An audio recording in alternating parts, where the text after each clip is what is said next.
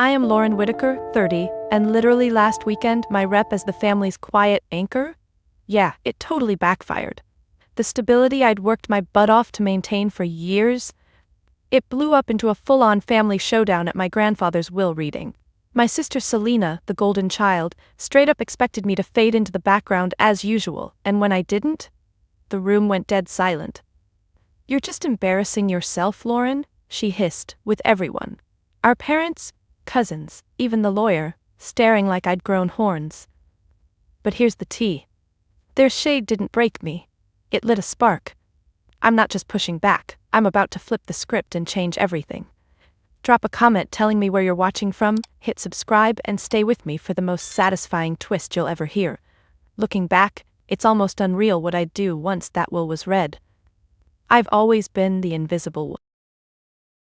Growing up in the Whitaker family, that was my role, carved out before I could even protest. Selena, my older sister by 3 years, was the sun, blinding, brilliant, impossible to ignore. She'd walk into a room and it was like the air shifted to make space for her. Me, I was the shadow trailing behind, dependable but forgettable. My parents, both high achievers in their own right, ran Whitaker Enterprises, a real estate empire my grandfather built from nothing. They'd beam at Selena's report cards, her debate trophies, her effortless charm. I'd get a nod for my straight A's, maybe a good job, Lauren, if I was lucky. But it was never about me.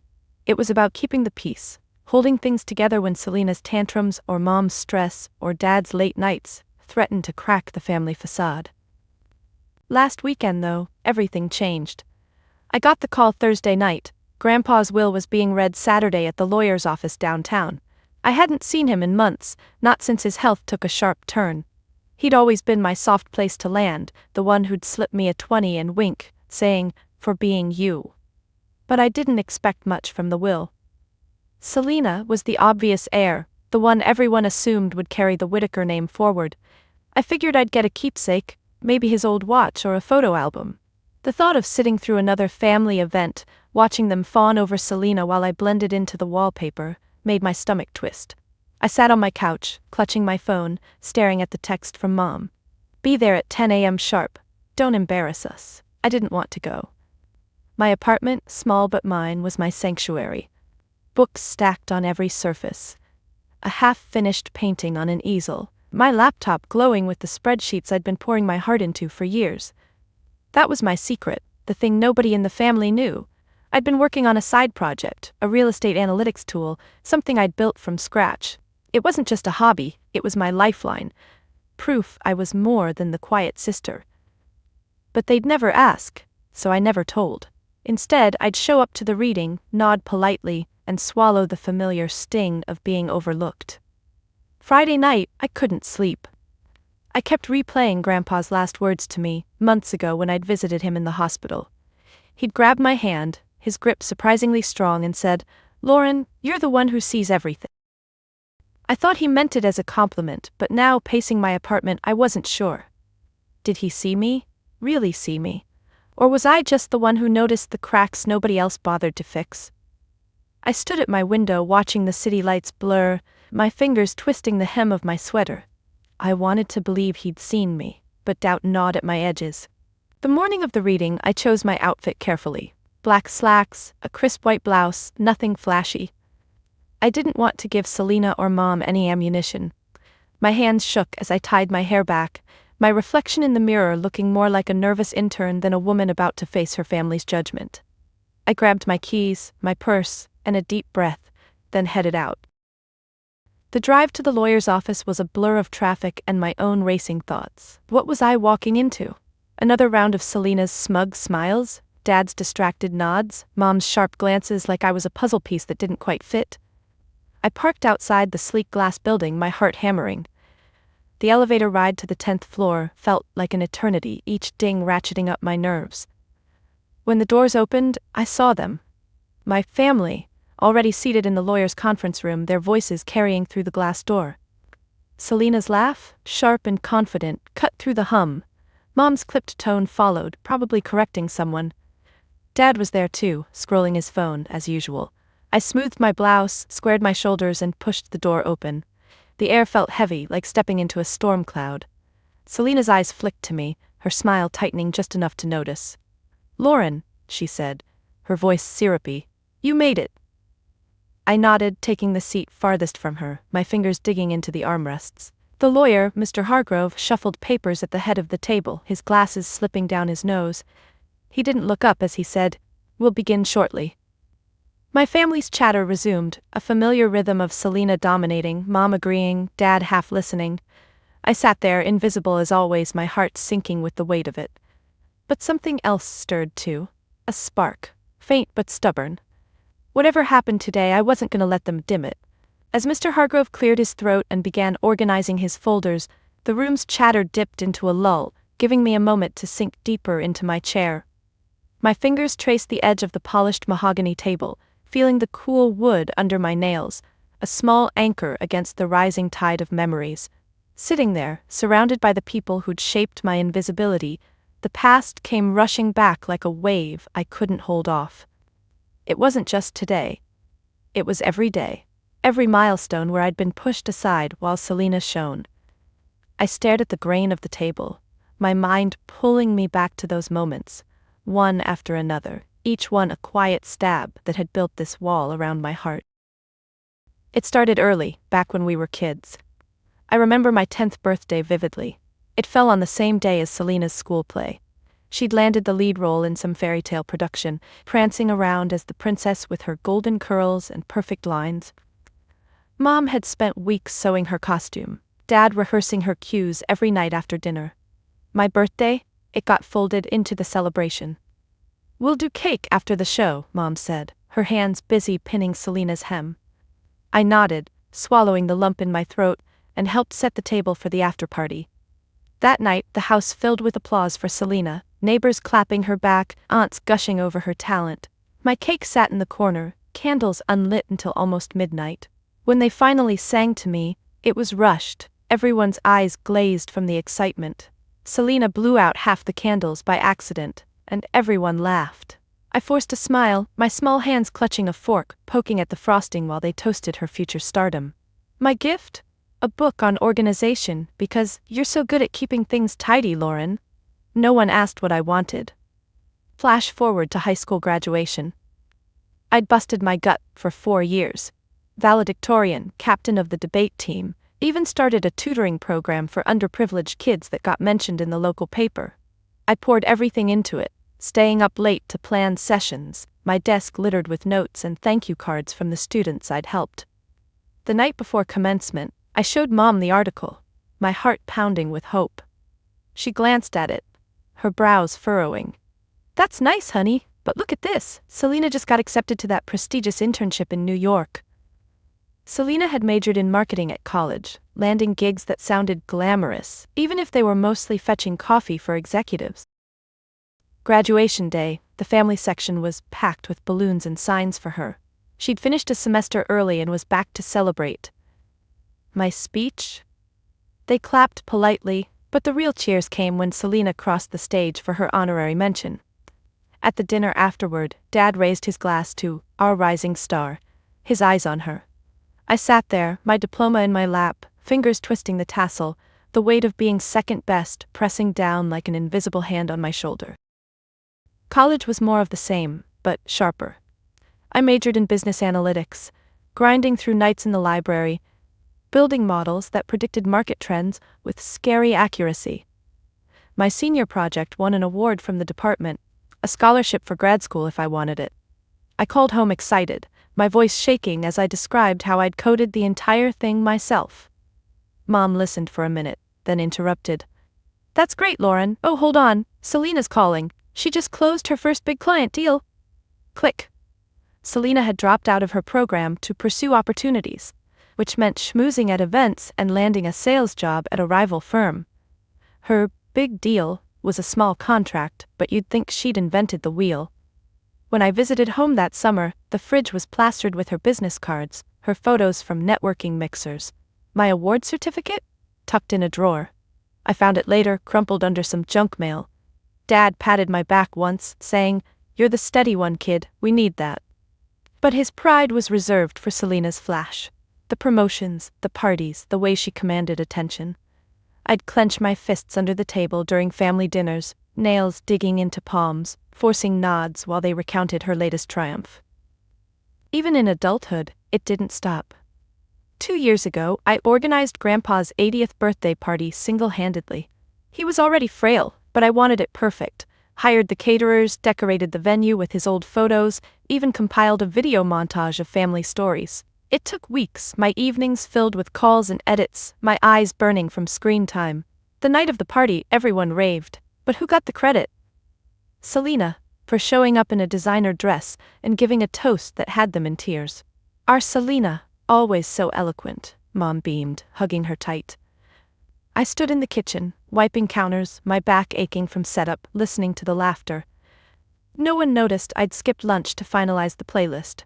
Grandpa did, though. He pulled me aside later, his hand on my arm, whispering, "Thank you, Lauren, you made this." But even that faded when Selena announced her engagement the next week, stealing the spotlight again. My quiet efforts? Forgotten, like always.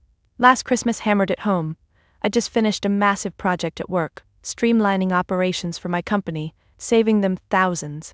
My boss called it game-changing, promised a promotion. I shared the news at the holiday table, my voice steady despite the nerves. Silence. Then Selena chimed in, "Speaking of wins, I just bought my first condo." Cheers erupted, claps, questions about the view, toasts to her independence. Mom turned to me after saying, "That's good for you too, Lauren. Stability is important." Stability. Like I was a piece of furniture, not a person with dreams. I excused myself to the bathroom, gripping the sink, staring at my reflection, eyes red, jaw set. Why did I keep trying? Why did their approval still matter? Back in the conference room, Mr. Hargrove's voice pulled me from the spiral. "Shall we begin?" My family straightened, expectant. Selena crossed her legs, her manicured nails tapping the table. I shifted in my seat, the memories lingering like a bad taste. All those years of being the backdrop to her story, it had worn me down, but it had also forged something unbreakable. My hand steadied on my lap, fingers interlacing. Whatever came next, I wouldn't let the past define it. But as the lawyer opened the envelope, I couldn't shake the echo of those dismissals. Each one a brick in the wall I'd built to protect myself. As Mr. Hargrove adjusted his glasses and began to read the preliminary clauses of the will, his voice a steady drone filling the room, I felt that wall inside me solidify just a bit more. The envelope crinkled under his fingers, each word he spoke about, the estate of Elias Whitaker, hanging in the air like a judgment. My family leaned forward slightly, Selena's posture perfect, Mom's hands folded neatly, Dad checking his watch. But me, I retreated inward, my thumb pressing into my palm hard enough to leave a mark, tracing the invisible scars of all those years. It was in moments like this that I clung to my secret, the one thing they'd never touched, the strength I'd built in the shadows, piece by painstaking piece. It wasn't some grand invention or hidden fortune, it was me, rebuilt from the ground up, a quiet fortress no one knew existed.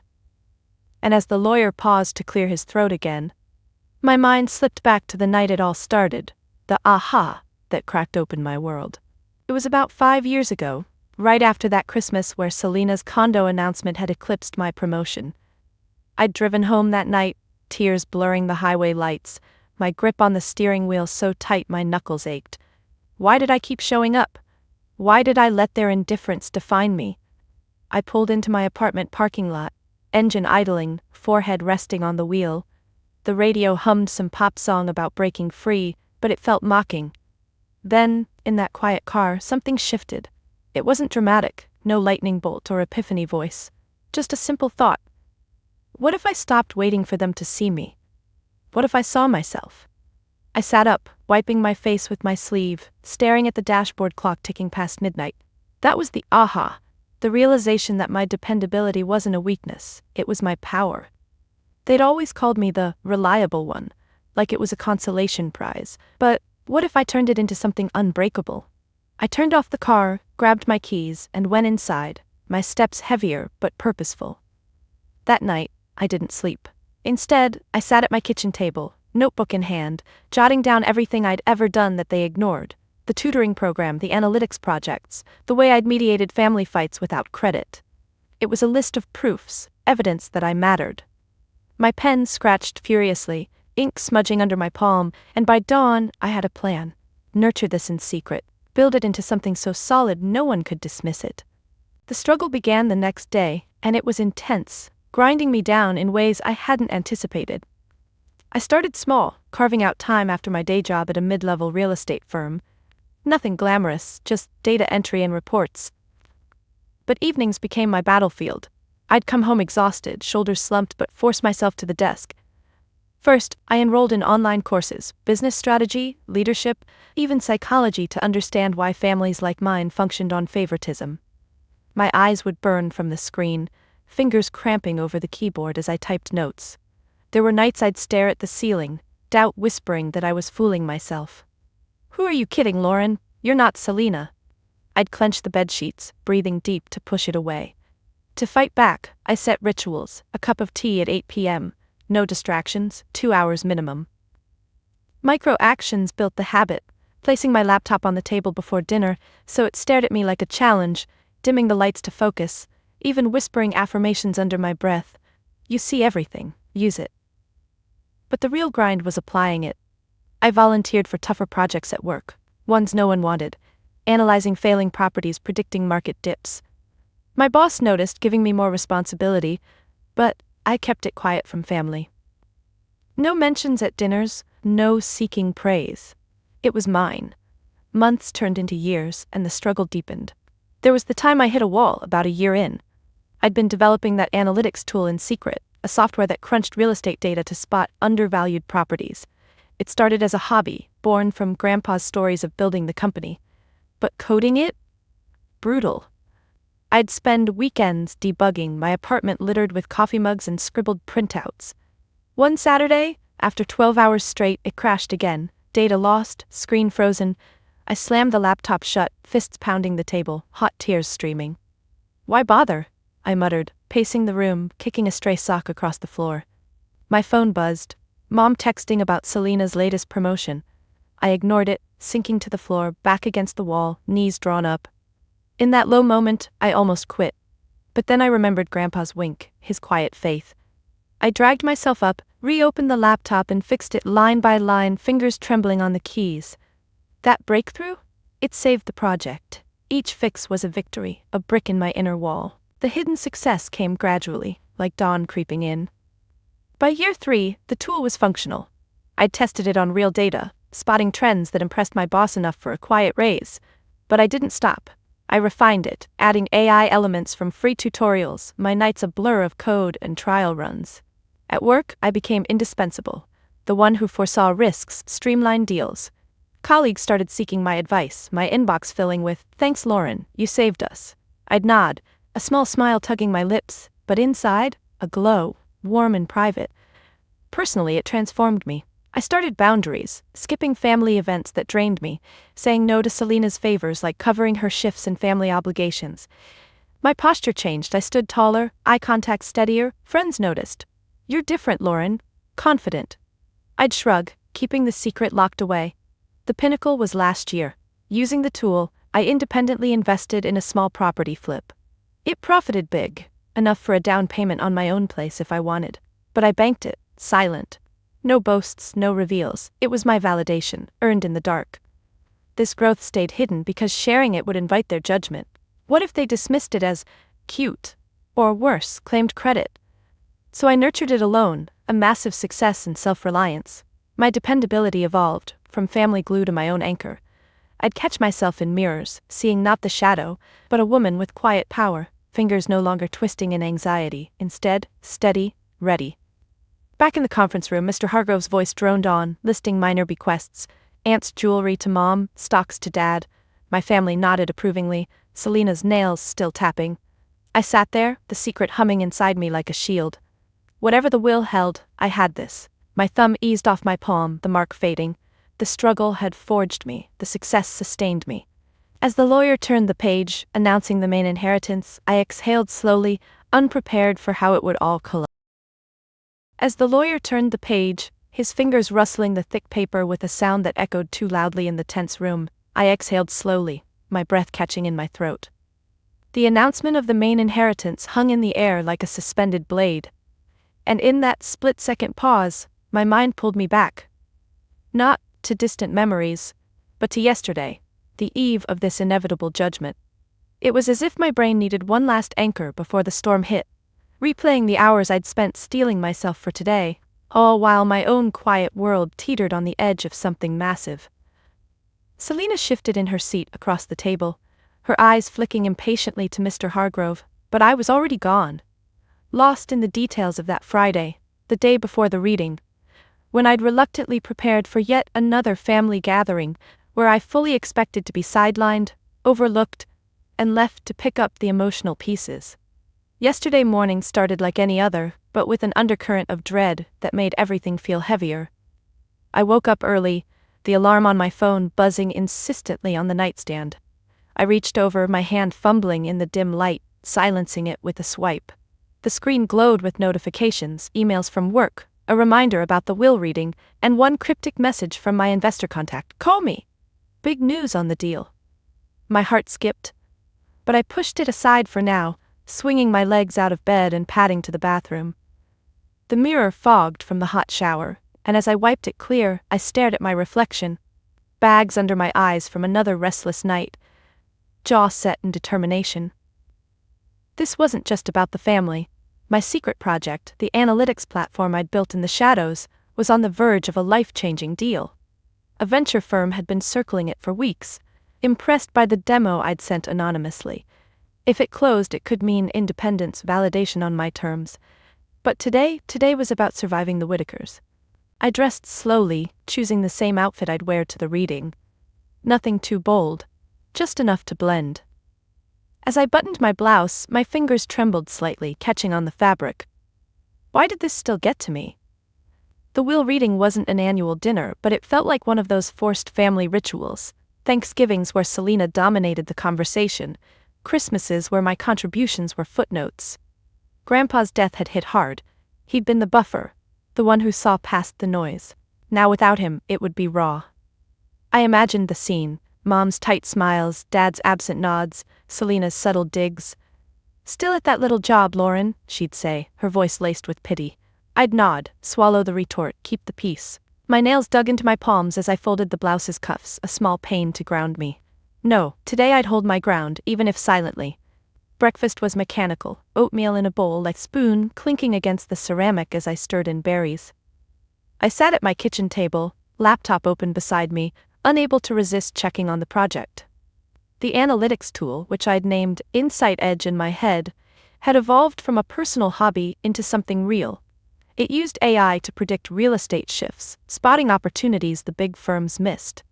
Last week, I'd run a simulation on a local market, and it flagged a property bundle that could yield 20% returns. That's what caught the investor's eye. They wanted to license it, integrate it into their portfolio. The email thread stared back at me.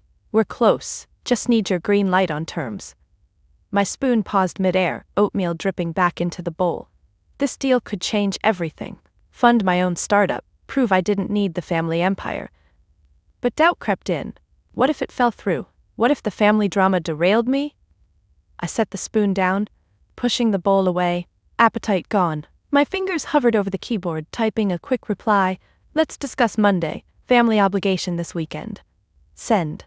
The whoosh sound felt final, like closing a door on my future to face the past. The morning dragged as I tidied my apartment, a ritual to calm the nerves.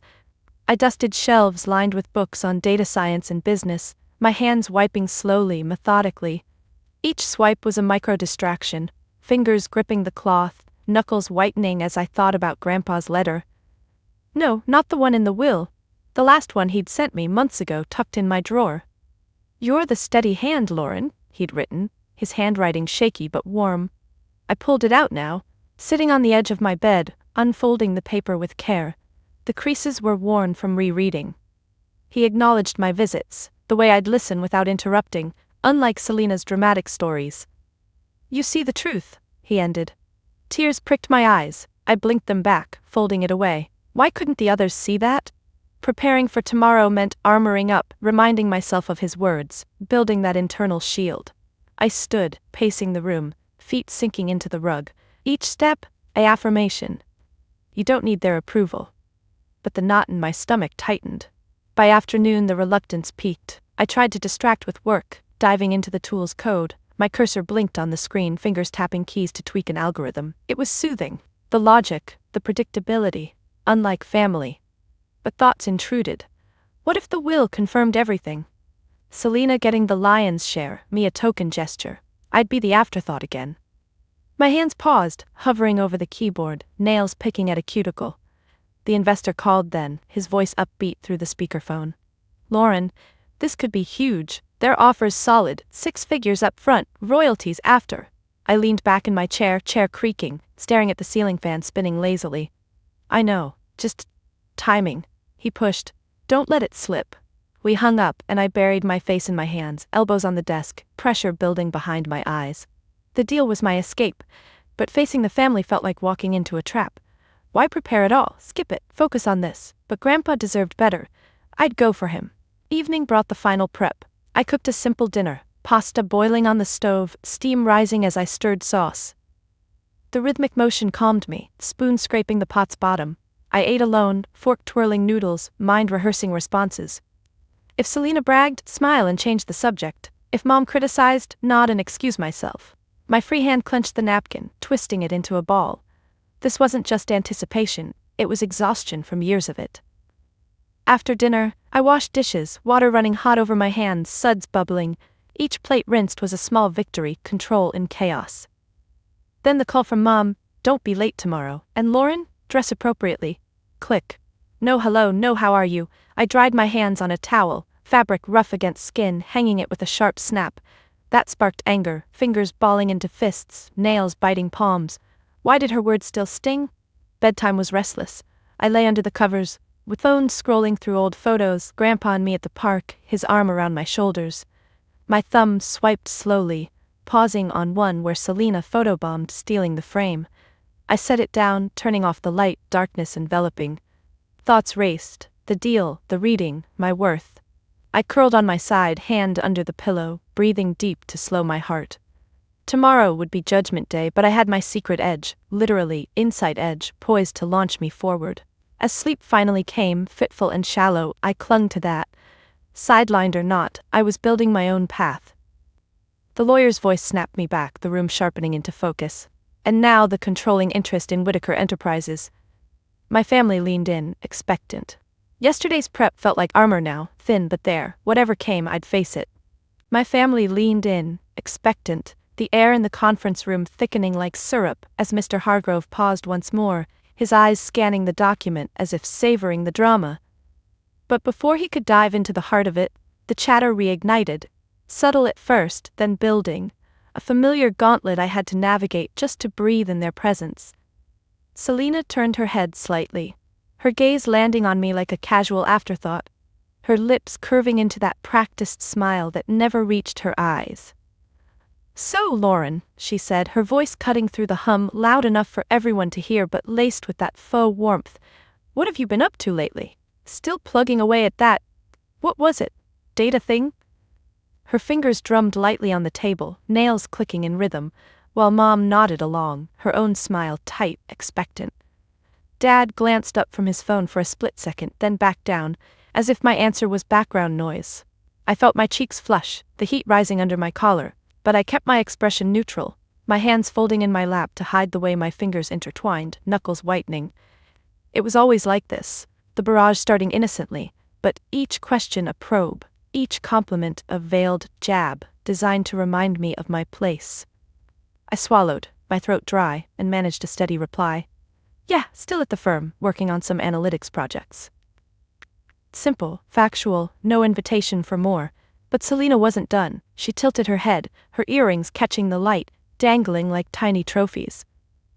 Ooh, that's cute. Must be nice to have a steady 9 to 5. No big risks, right?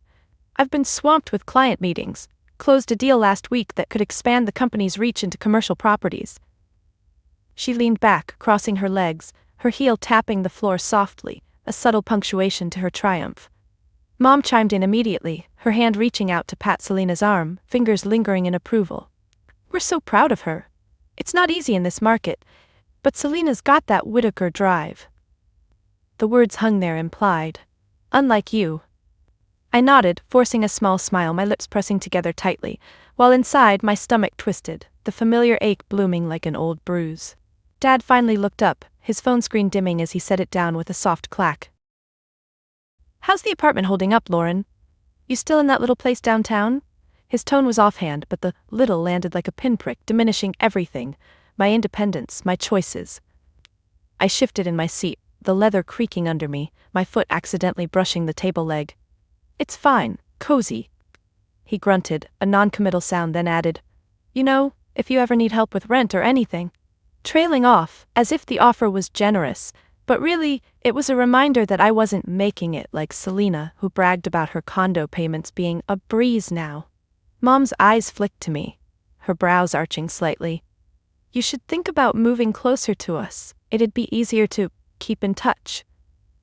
Her pause was loaded, her fingers adjusting her necklace, the chain twisting under her touch. Keep in touch? More like keep an eye, keep control. I felt my jaw clench, teeth grinding subtly, but I just said, maybe, my voice even, though my nails dug into my palms beneath the table. The cousins were there too, Aunt Rita's kids huddled at the end of the table like spectators. Mark, the oldest, piped up next, his voice booming a bit too loud as if to fill the space. "Hey Lauren, saw your post on Facebook, the one about that book club or whatever. Sounds fun. Low-key hobbies are great for stress relief." He chuckled, his shoulders shaking, while his sister Emily nodded vigorously, her ponytail bobbing. "Yeah, totally, I wish I had time for that, with the kids and work." Backhanded, every bit, implying my life was simple, unburdened, unworthy of real ambition. I glanced at them, my eyes narrowing just a fraction before I caught myself, forcing another nod. It helps, but inside the spark from my secret flickered, reminding me, they don't know about Insight Edge, the late nights coding, the investor circling. My foot tapped once under the table, a micro-release of tension before I stilled it. Selena circled back, as she always did, her voice dropping to that conspiratorial tone. "You know, Lauren, if you ever want tips on networking, really getting out there, I could introduce you to some people. It's all about visibility these days." Her hand gestured vaguely, palm up as if offering scraps from her table. Visibility. The irony burned, I'd been invisible to them forever. Mom agreed, her head tilting. "That's a good idea, Selena's built such a strong circle." Dad murmured assent, his fingers drumming now, echoing Selena's earlier rhythm. I felt the weight of their eyes, the room seeming smaller, the air stuffier. My breathing shallowed, chest tightening, but I met Selena's gaze directly for once, my chin lifting slightly. "Thanks, but I'm good." The words came out firmer than intended, my lips pursing after.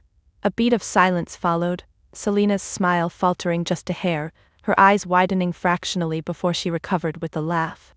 "Suit yourself, just trying to help." The jabs kept coming, woven into small talk.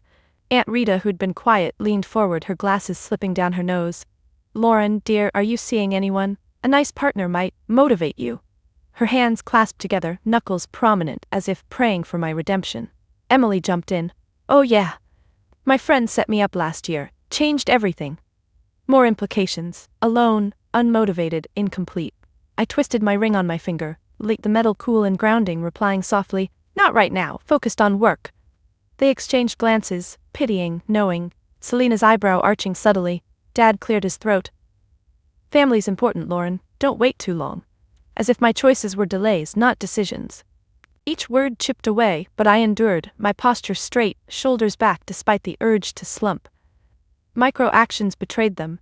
Mom's averted gaze when I spoke, Selena's quick glances at her watch, Dad's distracted nods, and mine, fingers flexing under the table, breath held during pauses, eyes fixed on neutral spots. The window, the water pitcher. The contempt wasn't overt screams, it was this. Death by 1,000 cuts, condescending questions masking judgment, backhanded compliments reinforcing the hierarchy. I was the dependable one, but only as support, never star. Mr. Hargrove rustled papers again, drawing eyes forward. "If we could settle, please." The chatter died, but the sting lingered, my skin prickling. I'd walked this gauntlet before, but today, with Grandpa's words echoing and my secret deal looming, it felt different. Less defeating, more like fuel. As he resumed, the room hushed, tension coiling tighter. My family leaned in, expectant, the air in the conference room thickening like syrup, as Mr. Hargrove paused once more, his eyes scanning the document as if savoring the drama. But before he could dive into the heart of it, the chatter reignited. Subtle at first, then building, a familiar gauntlet I had to navigate just to breathe in their presence. Selina turned her head slightly, her gaze landing on me like a casual afterthought, her lips curving into that practiced smile that never reached her eyes. "So, Lauren," she said, her voice cutting through the hum, loud enough for everyone to hear, but laced with that faux warmth. "What have you been up to lately? Still plugging away at that, what was it, data thing?" Her fingers drummed lightly on the table, nails clicking in rhythm, while Mom nodded along, her own smile tight, expectant. Dad glanced up from his phone for a split second, then back down, as if my answer was background noise. I felt my cheeks flush, the heat rising under my collar, but I kept my expression neutral, my hands folding in my lap to hide the way my fingers intertwined, knuckles whitening. It was always like this, the barrage starting innocently, but each question a probe, each compliment a veiled jab designed to remind me of my place. I swallowed, my throat dry, and managed a steady reply. "Yeah, still at the firm, working on some analytics projects." Simple, factual, no invitation for more. But Selina wasn't done. She tilted her head, her earrings catching the light, dangling like tiny trophies. "Oh, that's cute. Must be nice to have a steady 9 to 5. No big risks, right? I've been swamped with client meetings, closed a deal last week that could expand the company's reach into commercial properties." She leaned back, crossing her legs, her heel tapping the floor softly, a subtle punctuation to her triumph. Mom chimed in immediately, her hand reaching out to pat Selina's arm, fingers lingering in approval. "We're so proud of her. It's not easy in this market, but Selina's got that Whitaker drive." The words hung there, implied. "Unlike you." I nodded, forcing a small smile, my lips pressing together tightly, while inside my stomach twisted, the familiar ache blooming like an old bruise. Dad finally looked up, his phone screen dimming as he set it down with a soft clack. "How's the apartment holding up, Lauren? You still in that little place downtown?" His tone was offhand, but the little landed like a pinprick, diminishing everything, my independence, my choices. I shifted in my seat, the leather creaking under me, my foot accidentally brushing the table leg. "It's fine, cozy," he grunted, a non-committal sound, then added, "You know, if you ever need help with rent or anything," trailing off as if the offer was generous, but really it was a reminder that I wasn't making it like Selina, who bragged about her condo payments being a breeze now. Mom's eyes flicked to me, her brows arching slightly. "You should think about moving closer to us. It'd be easier to keep in touch." Her pause was loaded, her fingers adjusting her necklace, the chain twisting under her touch. "Keep in touch?" More like keep an eye, keep control. I felt my jaw clench, teeth grinding subtly, but I just said maybe, my voice even, though my nails dug into my palms beneath the table. The cousins were there too, Aunt Rita's kids, huddled at the end of the table like spectators. Mark, the oldest, piped up next, his voice booming a bit too loud, as if to fill the space. "Hey Lauren, saw your post on Facebook. The one about that book club or whatever. Sounds fun.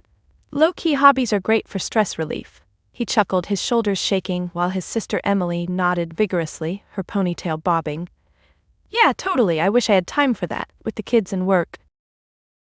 Backhanded, every bit, implying my life was simple, unburdened, unworthy of real ambition. I glanced at them, my eyes narrowing just a fraction before I caught myself, forcing another nod. "It helps."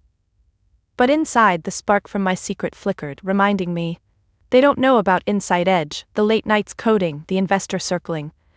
My foot tapped once under the table, a micro-release of tension, before I stilled it. Selina circled back, as she always did, her voice dropping to that conspiratorial tone. "You know, Lauren, if you ever want tips on networking, I mean really getting out there, I could introduce you to some people. It's all about visibility these days." Her hand gestured vaguely, palm up, as if offering scraps from her table.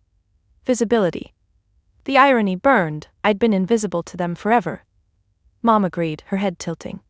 "That's a good idea, Selina's built such a strong circle."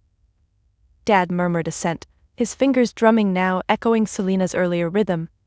I felt the weight of their eyes, the room seeming smaller, the air stuffier. My breathing shallowed, chest tightening, but I met Selina's gaze directly for once, my chin lifting slightly. Thanks, but I'm good. The words came out firmer than intended, my lips pursing after. A beat of silence followed, Selina's smile faltering just a hair, her eyes widening fractionally before she recovered with a laugh. Suit yourself. Just trying to help. The jabs kept coming, woven into small talk. Aunt Rita, who'd been quiet, leaned forward, her glasses slipping down her nose. Lauren, dear, are you seeing anyone? A nice partner might motivate you. Her hands clasped together, knuckles prominent as if praying for my redemption. Emily jumped in. Oh yeah, my friend set me up last year, changed everything. More implications. Alone, unmotivated, incomplete. I twisted my ring on my finger, the metal cool and grounding, replying softly, not right now, focused on work. They exchanged glances, pitying, knowing, Selina's eyebrow arching subtly. Dad cleared his throat. Family's important, Lauren, don't wait too long. As if my choices were delays, not decisions. Each word chipped away, but I endured, my posture straight, shoulders back despite the urge to slump. Micro-actions betrayed them. Mom's averted gaze when I spoke, Selina's quick glances at her watch, Dad's distracted nods, and mine. Fingers flexing under the table, breath held during pauses, eyes fixed on neutral spots. The window, the water pitcher. The contempt wasn't overt screams, it was this. Death by 1,000 cuts, condescending questions masking judgment, backhanded compliments reinforcing the hierarchy. I was the dependable one, but only as support, never star. Mr. Hargrove rustled papers again, drawing eyes forward. If we could settle, please. The chatter died, but the sting lingered. My skin prickling. I'd walked this gauntlet before, but today, with Grandpa's words echoing and my secret deal looming, it felt different. Less defeating, more like fuel. As he resumed, the room hushed, tension coiling tighter. Mr. Hargrove's paws stretched, the silence in the conference room so thick it felt like it could choke me, as he adjusted his glasses and read. The controlling interest in Whitaker Enterprises, valued at $45 million, I bequeath to my granddaughter, Lauren Whitaker, for her quiet, dependable nature that has always been the backbone of this family. The words hit like a thunderclap, shattering the tension and replacing it with a stunned void. My breath stopped. My hands gripping the armrests so tightly my knuckles ached, the leather creaking under my fingers. Selina's head whipped toward me, her eyes wide, mouth slightly open, her manicured nails frozen mid-tap on the table. Mom's hand, still hovering near her necklace, dropped to her lap with a soft thud, her face paling. Dad's phone slipped from his fingers, clattering onto the table, his jaw slack. The cousins, Mark and Emily, exchanged glances, their mouths forming small O's, their chairs shifting with faint squeaks.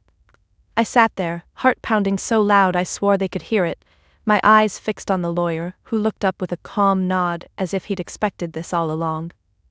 Lauren? Selina's voice broke the silence, sharp and disbelieving, her chair scraping back slightly as she leaned forward. There must be a mistake.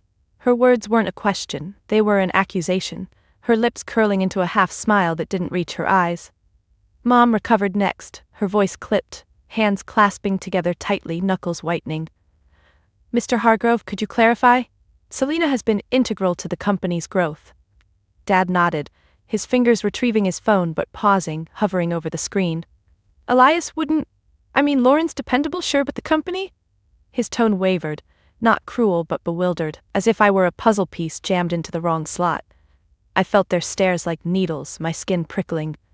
But something else stirred too, a spark, the same one I'd felt building inside Edge, now flaring brighter. Grandpa saw me, not just in his letter but in this moment, his faith a tangible weight shifting the room's gravity. Mr. Hargrove raised a hand, his voice firm but even. There's no mistake, Elias was explicit. Lauren receives 51% of Whitaker Enterprises, effective immediately, along with a personal letter to be delivered privately. He slid an envelope across the table toward me, its edges crisp, my name written in Grandpa's familiar scrawl. My fingers hesitated, trembling slightly as I reached for it, the paper cool against my skin. I didn't open it, not yet. The weight of it in my hand felt like a lifeline, but I kept my eyes down, avoiding the storm of their gazes. Selina let out a short, incredulous laugh, her hand flying to her hair, pushing a strand behind her ear with a jerky motion. Dependable? That's what gets the company? Not leadership, not results? Her voice rose, cracking at the edges, her foot tapping rapidly now, heel clicking against the floor. Mom's hand shot out, touching Selena's arm, a silent signal to rein it in. But her own eyes were narrow, fixed on me like I'd stolen something. I swallowed, my throat dry, and finally looked up, meeting Selena's glare. Her eyes were fire, but beneath them, I saw something new. Uncertainty, maybe even fear. My voice came out softer than I intended, but steady. I didn't ask for this. It was true, but it landed like a challenge. Selena's lips pressed thin, her fingers curling into her palms. Mom spoke next, her tone measured but cold.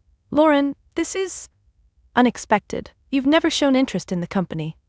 The implication stung. You don't belong here. Dad added, his voice low. We just want what's best for the legacy. Legacy. The word they'd always tied to Selena, now pinned to me. My chest tightened, but I didn't flinch, my fingers tightening around the envelope, its edges biting into my skin. The cousin stayed quiet, but Mark's foot shuffled under the table, his hands fidgeting with a pen, while Emily's eyes darted between us, wide and nervous. Mr. Hargrove cleared his throat again, sensing the rising tide. There's more context in the letter for Lauren, but the decision is final. Elias believed she could steer the company with integrity. Integrity. The word hung there, heavy, and I saw Mom's jaw twitch, her hands smoothing her skirt with quick, sharp movements. Selena leaned back, crossing her arms, her posture closing off, but her eyes never left me, searching for weakness. I felt exposed, raw, but that spark inside grew hotter, fueled by Grandpa's words in the earlier letter. You see everything. He'd seen this moment coming, hadn't he? Seen their dismissal, their shock, and chosen me anyway. I tucked the envelope into my purse, my fingers brushing the zipper as I closed it, a small act to steady myself. The room felt smaller now, the air charged with their disbelief, their judgment. But something shifted in me, a clarity, sharp and unyielding. This wasn't just about the company, it was about rewriting the story they'd forced on me. My dependable nature wasn't a footnote anymore, it was the headline. I straightened in my chair, the leather sighing softly, my hands resting openly on the table for the first time. I'll need time to process this, I said, my voice calm but firm, each word deliberate. Selena's eyebrow arched, a flicker of disdain, but she said nothing. Mom's lips parted, then closed, her fingers twisting her wedding ring. Dad picked up his phone, then set it down again, his sigh audible. Mr. Hargrove gathered his papers, his chair creaking as he stood. We'll reconvene in 2 weeks to discuss transitions. Lauren, my office will contact you for next steps. He nodded at me, a small gesture that felt like an anchor. I nodded back, my throat tight. The envelope in my purse, a quiet promise.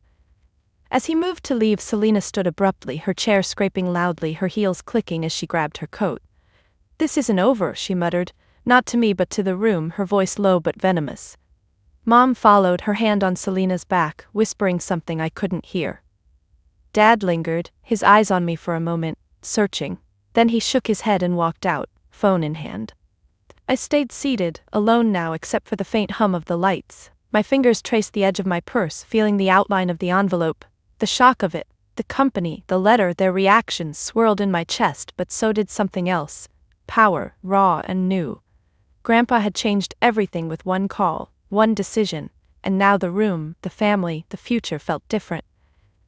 I exhaled, my breath shaky but steadying, knowing the hardest part wasn't over. It was just beginning. The room's silence lingered after Mr. Hargrove's departure, broken only by the faint click of the door latching behind him, leaving me alone with my family in the wake of the bombshell. Their stunned scramble began almost immediately, like a flock scattering after a gunshot, each one grasping for control in their own way. Selena was the first to move, her chair scraping back with a harsh grind against the floor, her heels clicking as she stood abruptly. Hands planted on the table, fingers splaying wide. This can't be right, she said, her voice pitching higher, eyes darting from me to Mom, then back. Grandpa must have been influenced or something. Lauren, you know you're not equipped for this. Her words rushed out, laced with desperation, her posture leaning forward as if sheer will could rewrite the will. Mom rose next, slower, her hand reaching out to steady Selena, but her own fingers trembled, twisting the hem of her blouse. Lauren, honey, she started, her tone shifting to that false sweetness I'd heard 1,000 times. We need to talk about this rationally. The company, it's a family effort. You wouldn't want to disrupt that. Dad stayed seated but his hands fidgeted, picking up his phone only to set it down again, his foot tapping in erratic rhythm under the table. The cousins Mark and Emily exchanged uneasy glances, Mark's hand rubbing his neck, Emily's fingers interlacing tightly in her lap, neither daring to speak first.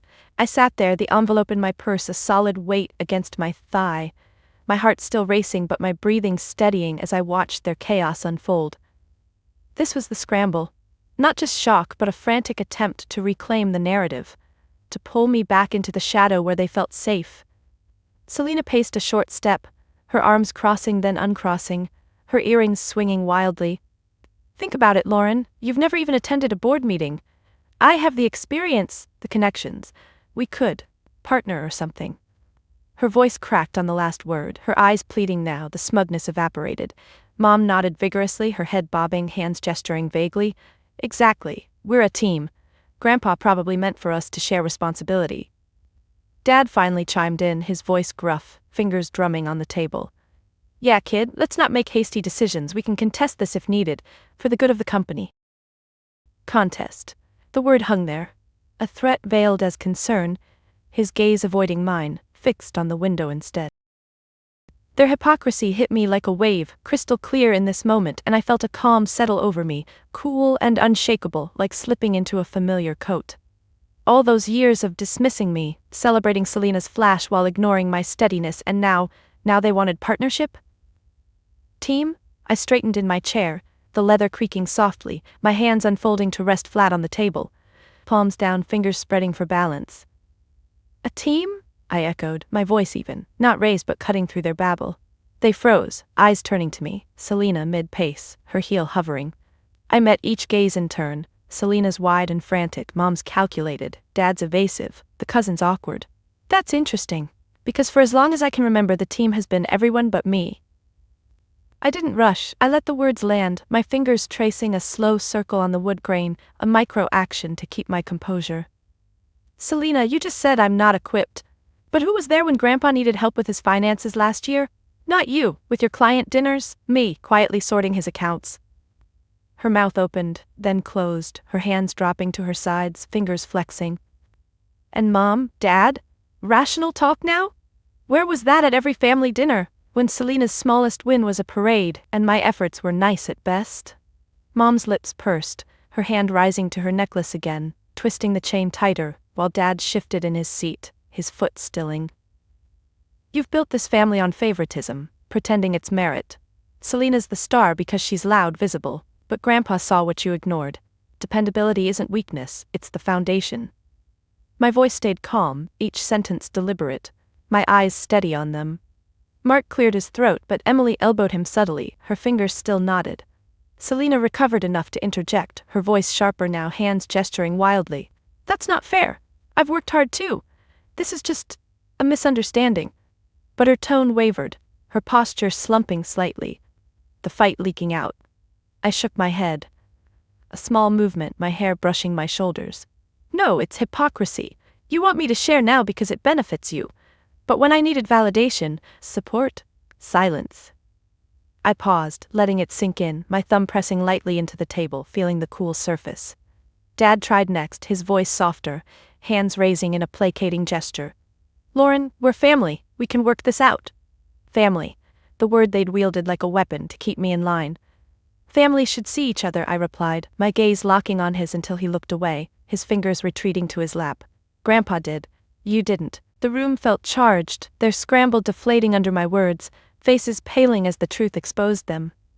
Selina's arms crossed tightly, her nails digging into her elbows, while Mom's hand dropped from her necklace, resting limp. The cousins averted their eyes, Mark staring at his shoes, Emily at the ceiling. I stood then, slowly, my chair pushing back with a soft scrape, my hands gathering my purse, fingers brushing the envelope inside, a reminder of Grandpa's faith. I'm not contesting anything, but if you want involvement, it'll be on terms that honor what Grandpa saw in me. My voice was firm, no waver, my chin lifting as I smoothed my blouse, a final micro-adjustment. They didn't respond, just stared, the hypocrisy laid bare, no defenses left. I turned toward the door, my steps measured, heels clicking steadily on the floor. Selina muttered something under her breath, but I didn't look back. Mom called out, "Lauren, wait!" her voice cracking. Hand outstretched, but I kept moving, my hand on the doorknob, cool metal under my palm. Pushing it open, I stepped into the hallway, the door closing behind me with a definitive click. The air outside felt fresher, lighter, my shoulders relaxing as I exhaled, the scramble and exposure left behind. In that powerful exit, I wasn't just leaving the room, I was shedding their shadows, stepping into the light Grandpa had always known was mine. The elevator dinged ahead, and I walked toward it, purse strap firm on my shoulder, ready for whatever came next. The elevator doors slid shut behind me with a soft whoosh, sealing off the conference room's charged air like a barrier I'd finally crossed. And as the car descended, I leaned against the cool metal wall, my purse strap digging into my shoulder, the envelope inside a quiet talisman. My reflection in the mirrored panels looked back, eyes wide but steady, cheeks flushed from the confrontation, lips pressed in a line that wasn't quite a smile yet. The descent felt symbolic, dropping me from their world into mine, but as the lobby approached, a different pull tugged at me. My friends, my chosen family, waiting just a short drive away at our usual spot. I'd texted them earlier, vague about the reading, but they knew enough to rally. A casual lunch turned lifeline. Stepping out into the bustling street, the city noise enveloping me, horns blaring, pedestrians chatting, the distant rumble of traffic, I hailed a cab, my hand raised firmly, fingers steady now. The toxic echo of the family's scramble faded with each block, replaced by anticipation for the genuine warmth ahead, a stark contrast that hit me harder as the cab wove through downtown. The restaurant was a cozy nook we'd claimed years ago, dim lights, wooden booths, the scent of fresh bread and herbs wafting from the kitchen. I pushed through the door, the bell jingling softly, and there they were, Mia, Jamal, and Sarah, clustered in our corner booth, laughing over menus. Mia spotted me first, her curly hair bouncing as she waved, her smile wide and unforced, eyes crinkling at the corners. "Lauren, over here," she called, her voice cutting through the murmur of other diners, warm like a hug. Jamal slid over to make space, his broad shoulders shifting, patting the seat beside him with a grin. "We ordered your usual, iced tea, no sugar." Sarah across from them set down her phone, her fingers interlacing as she leaned forward, concern flickering in her gaze. "How'd it go? You look intense." I slid into the booth, the vinyl cool against my legs, my purse thumping softly on the seat. Exhaling, I felt the tension uncoil, my shoulders dropping, fingers relaxing from their habitual clench. It was night and day from the conference room, the family's forced politeness masking judgment, versus this effortless acceptance. As I settled, Mia's hand reached across, squeezing mine briefly, her palm warm and reassuring, nails painted a cheerful blue. "Spill, we're here." No backhanded digs, no hierarchies, just genuine curiosity. I started slowly, my voice low at first, recounting the reading, the initial bequests, the letter, the shock of the inheritance. My fingers traced the edge of the menu absently, the laminated surface sticky from prior use, grounding me as I spoke. Jamal's eyebrows shot up, his fork pausing mid-air over his salad. "Wait, controlling interest? To you?" He let out a low whistle, his head shaking in disbelief, but his eyes sparkled with pride, not envy. Sarah nodded, her chin resting on her hand, elbow on the table, listening without interruption, her foot accidentally brushing mine under the booth. A small, accidental connection that felt worlds away from the family's calculated distances. As I delved deeper, describing Selena's scramble, Mom's veiled pleas, Dad's evasive offers, the contrast sharpened. There, every word had been a maneuver. Here, reactions were raw and supportive. Mia interrupted with a gasp, her hand flying to her mouth, fingers splaying. "They tried to contest it right there? Hypocrites." Her outrage was fierce but loving, her free hand balling into a loose fist on the table. Jamal chuckled, but it was warm, his shoulders shaking as he set down his glass with a clink. "Man, I've heard your stories about them, but this? You deserve it, Lauren, you've always been the rock." Sarah reached over, her fingers tapping mine lightly, a rhythmic pat of solidarity. "Exactly. They never saw your worth. We did. Remember that project you helped me with last year? Your insight saved my pitch." Her voice was soft, eyes steady, no competition, just affirmation. I felt a lump in my throat, my eyes stinging, but I blinked it back, my thumb rubbing the condensation on my iced tea glass, the cold seeping into my skin. The conversation flowed naturally. no one dominating, each voice weaving in like threads in a tapestry. Mia shared a quick anecdote about her own family drama. A cousin's wedding gone awry, her hands gesturing animatedly, palms up in mock exasperation, drawing laughs that eased the weight on my chest. Jamal nodded along, his fingers drumming lightly on the table, syncing with the restaurant's background jazz. See? Biological doesn't mean best. We've got your back. Always have. His words landed soft but true. They'd been there through job stresses, late-night vents, celebrations of my secret wins like Inside Edge's early breakthroughs. Sarah smiled, her head tilting, ponytail swaying. What now? CEO Lauren? Sounds badass. No jealousy, just excitement. Her hand squeezed my arm briefly, warm pressure lingering. As plates arrived, steaming pasta for me, salads and sandwiches for them, the micro moments built the warmth. Jamal passing the Parmesan without asking, knowing I liked extra. Mia wiping a stray sauce from her chin with a napkin, giggling self-deprecatingly.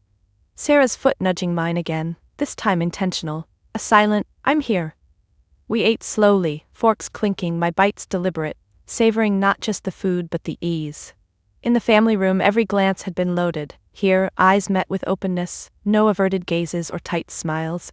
I opened up more, pulling out Grandpa's envelope, my fingers sliding it across the table. "He left this too." They leaned in, respectful, Mia's hand hovering, but not grabbing. I read it aloud, my voice steadying. "Lauren, I always knew your quiet strength would carry us. Don't let them dim you." Tears pricked again, but shared now, Sarah's eyes misting too, her hand covering mine. The lunch stretched, time melting in their company, the toxic dynamics a distant memory against this genuine bond. As we finished, Jamal paid the bill despite protests, his wallet flipping open with a snap, insisting, "My treat for the new boss." Mia hugged me sideways, her arm around my shoulders, head resting briefly on mine. Sarah stood last, her embrace full, hands patting my back. "Call anytime. We're family, the real kind."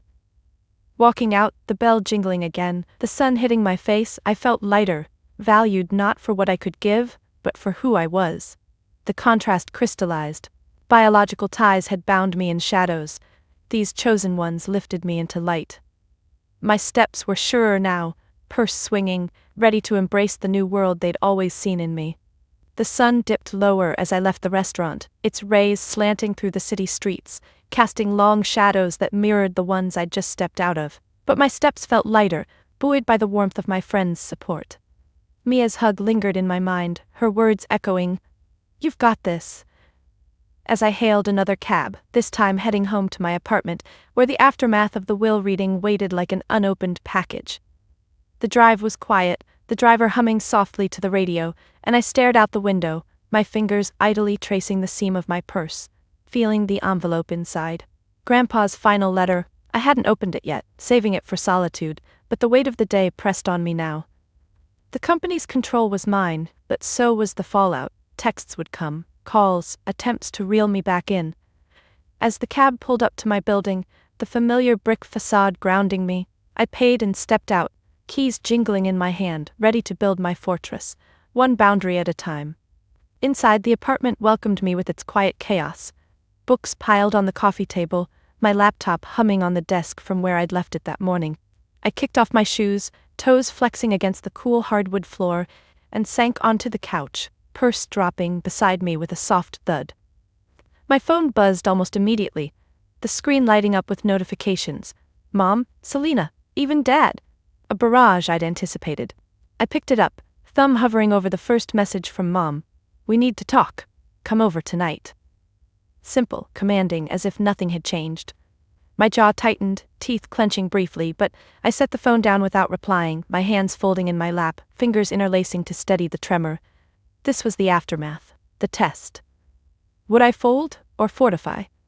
I chose the latter, exhaling slowly, my breath evening out as I reached for Grandpa's envelope instead, fingers sliding under the seal with a soft rip. The letter unfolded in my hands, paper crisp but worn at the edges, Grandpa's handwriting looping across the page like a familiar voice. "Lauren," it began, "if you're reading this, the will's been read, and I imagine the family's in an uproar. Don't let them sway you. You've earned this, not through noise but through heart. Set your terms, protect your peace." My eyes scanned the words, lingering on each, my thumb brushing the ink as if to absorb his wisdom. Tears blurred the lines, but I wiped them away with the back of my hand, sniffling once, the paper crinkling under my grip. He knew. He'd foreseen their scramble, my doubt, and armed me with this. I set it down gently on the table, my fingers smoothing the folds, and picked up my phone again, this time with purpose. No more reactive nods. I'd establish rules, starting now. The first call came from Selena, her name flashing insistently. I let it ring twice, my finger tapping the armrest in rhythm with the tones, before answering on speaker, keeping distance even in voice. "What do you want?" I said, tone neutral, my free hand clenching the couch cushion, fabric bunching under my palm. She launched in without pause, her words tumbling fast, edged with frustration. "Lauren, this is ridiculous. We both know you don't want the hassle. Let's meet, work out a share. I'll handle the day-to-day, you get dividends." Her voice pitched higher at the end, almost pleading, but laced with that old condescension. I leaned back, head resting against the couch, eyes closing briefly as I gathered my response. "No," I said simply, the word hanging there. Silence on her end, then a sharp intake of breath. "What do you mean, no? This affects all of us." Her tone sharpened, fingers probably drumming like they did in the room. I opened my eyes, staring at the ceiling fan spinning lazily. "It does, but on my terms now. If you want involvement, email a proposal. No calls, no drop-ins, and respect my decisions." She sputtered, words overlapping. "That's not fair. Family, think about mom and dad." But I cut in, voice firm, my foot shifting to plant firmly on the floor. "Fair? Like how you've treated me. Boundaries, Selena, or nothing." I hung up, the click echoing in the quiet room, my heart racing but a surge of power steadying it. My fingers trembled as I blocked her number temporarily, a microstep but monumental, the screen blurring slightly before I blinked it clear. Next was Mom's text. "Dinner at 7. We discuss." I replied deliberately, thumbs typing slow. "Not tonight. Schedule a meeting through the lawyer if needed. Personal talks wait. Send." Her response buzzed instantly. 3 dots, then, "This hurts us."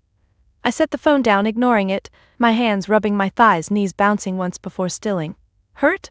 The irony stung, but I wouldn't engage. That was the new rule. No emotional traps. Dad called next, his voice gruff when I answered. "Kid, come on, let's not burn bridges."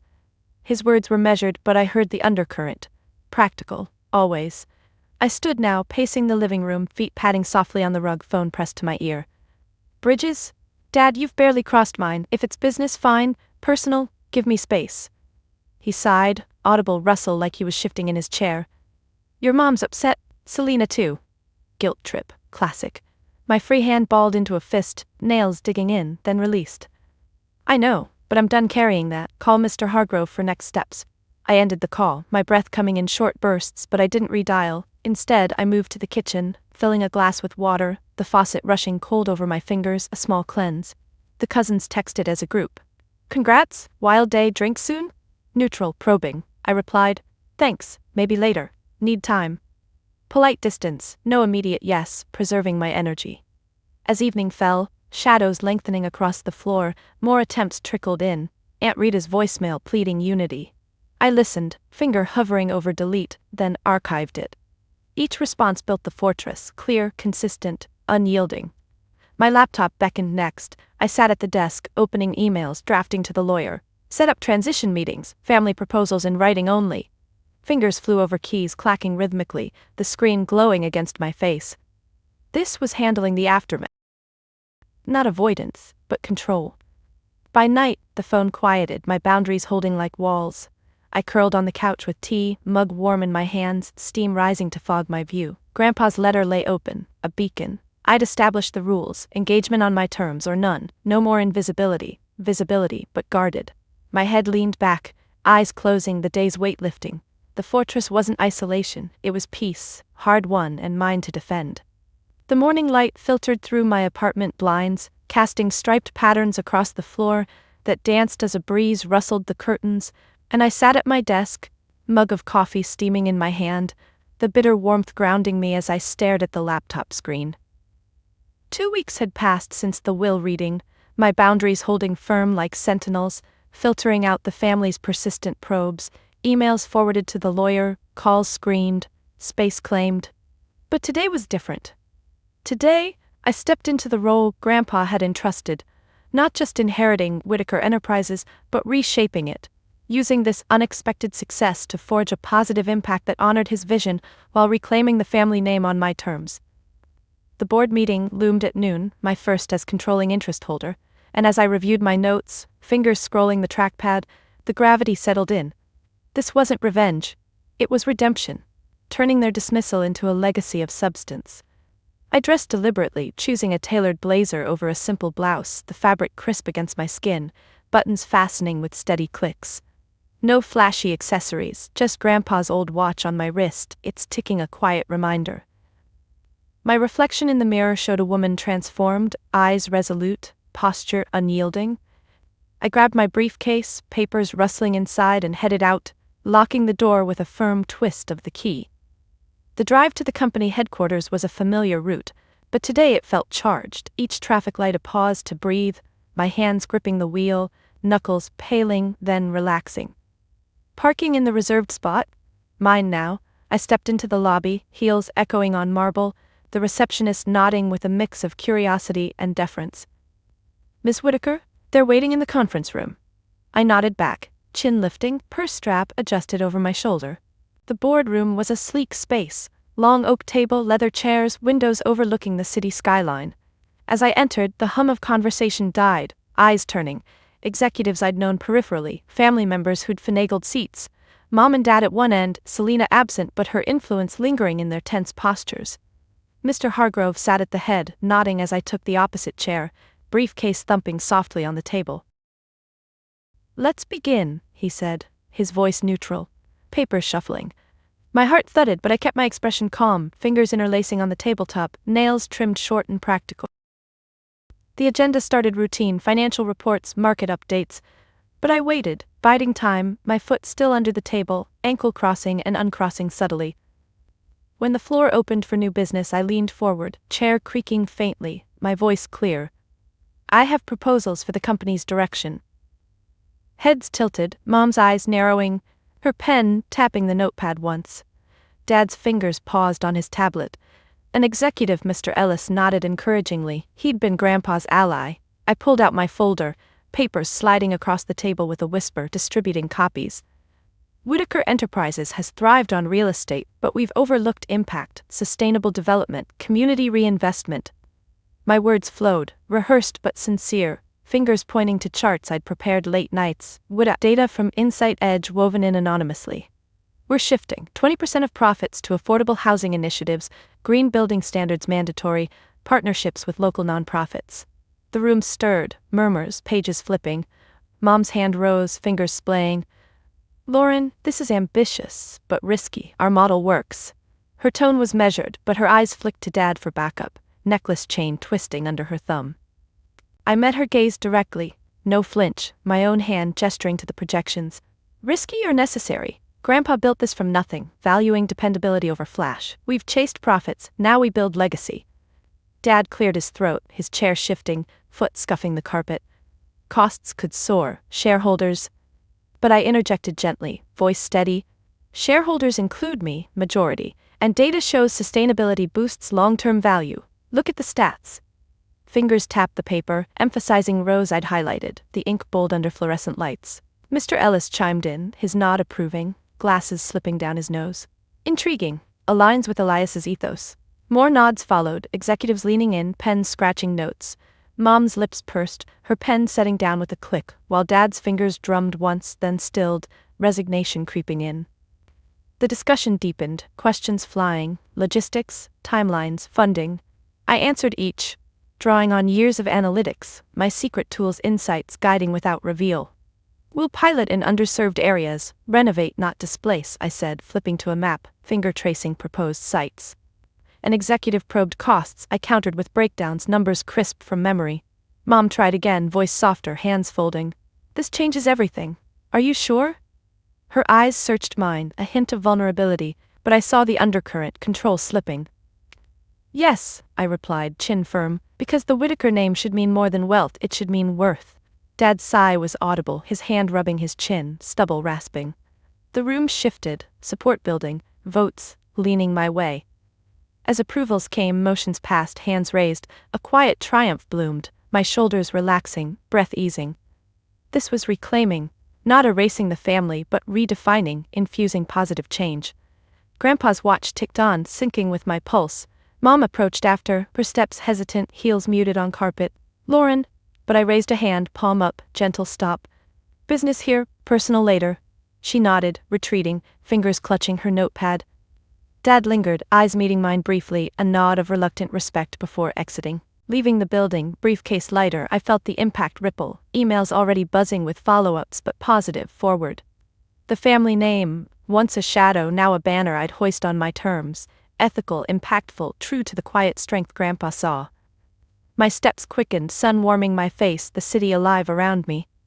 This meeting wasn't just a win, it was the pivot, legacy reclaimed, one deliberate choice at a time. The board meeting's echoes faded as I drove home that afternoon, the city blurring past my car windows in streaks of concrete and glass, but my mind lingered on the reclaimed legacy, the proposals I'd set in motion, the subtle shifts in the room's dynamics. Yet as the adrenaline ebbed, a deeper pull drew me inward, toward a quiet reckoning I'd postponed amid the chaos. Grandpa's watch ticked on my wrist, a steady rhythm against my pulse, reminding me of his letter's words. Protect your peace. That evening, alone in my apartment, I sought it, not through action but reflection. Sinking into the couch with a blanket draped over my legs, the soft fabric warming my skin as I stared at the ceiling, letting the day's events unravel into a single profound realization. My worth had always been internal, not bestowed by family or fortune, and in embracing that, I found true peace. It started subtly, as twilight crept in, the room dimming until I flicked on a lamp, its warm glow casting soft shadows on the walls lined with my books and half-finished projects. My fingers traced the watch's face, the glass cool and smooth, evoking memories not of the inheritance but of quieter times, Grandpa's hand steadying mine as a child, teaching me to tie knots, his voice low. Strength isn't in the pull, it's in the hold. I'd held on for years, to approval that never came, twisting myself into their expectations. But now, with the company redirected toward good, affordable homes built, communities lifted, I saw it clearly. Their validation was a mirage, fleeting and conditional. My hands folded in my lap, fingers interlacing loosely, no longer clenching in defense. The peace wasn't triumphant fanfare, it was this gentle unfurling, like releasing a breath held too long. I stood, pacing slowly to the window, feet patting on the rug, my reflection faint in the glass against the darkening sky. Stars pricked through, tiny points of light, and I thought of the shadows I'd lived in, Selena's brilliance eclipsing mine, parents' nods reserved for her. Each dismissal had been a wound, scarring over time, but in reflection, I traced them not with pain but understanding. My dependability? It wasn't a consolation, it was my core, the quiet force that built inside edge in secret, that mediated without credit, that now steered a multi-million empire toward ethics. Grandpa hadn't given me worth. He'd mirrored what was already there. Tears welled, hot on my cheeks, but I let them fall, wiping them with my sleeve's cuff, the fabric absorbing the salt. No shame in it. Release, finally. Sitting again, I pulled out his letter from the drawer, paper unfolding with a soft crinkle, my eyes scanning the lines anew. Don't let them dim you. But I realized they hadn't. Their shade had forced me to glow from within, cultivating resilience in isolation. My thumb rubbed the paper's edge, wearing it thinner as fragments aligned. The aha years ago after Christmas, the grind of coding nights, fingers cramped over keys, the gauntlet of contempt at the reading, my voice steady in rejection, the warmth with friends, their hugs affirming what family withheld. Each piece was proof. Worth isn't external acclaim, it's the internal compass guiding through storms. My breathing deepened, chest rising and falling evenly, the knot of lifelong seeking dissolving into calm. The realization deepened as night fully settled, the city humming faintly outside. I brewed tea, mug warming my palms, steam curling up as I sipped, the herbal scent soothing. No more chasing shadows, peace came in owning my narrative, the overlooked sister becoming the visionary leader, not for revenge but fulfillment. Selena's fire might burn bright, but mine endured, steady and sustaining. Mom and Dad's favoritism, it no longer defined me, it freed me to define myself. My fingers set the mug down with a gentle clink, hands resting open on my knees, palms up in surrender to this truth. In that stillness, doubts surfaced briefly. Would the changes stick? Family resent, but I dismissed them, not with force but acceptance. Worth internal meant navigating imperfections without self-doubt. Grandpa's faith was a gift, but the real validation was mine, earned in every unseen effort. I smiled faintly, lips curving, eyes closing as peace washed over, warm and enveloping like coming home after a long journey. Have you ever felt invisible in your own life, wondering if your quiet efforts would ever matter? I know I did, for far too long. But sharing my story here, from the shadows of family favoritism to stepping into my own light, has shown me we're not alone in this. If you've faced something similar, maybe a sibling who stole the spotlight or a workplace that overlooked your contributions, drop it in the comments below. Let's build each other up with our experiences. If my journey resonated with you, please like, subscribe, and share it with someone who needs to hear that it's okay to define success on their own terms. Your quiet strength might just be the spark that changes everything. Remember, true worth isn't given, it's claimed from within. Stay strong and keep flipping those scripts.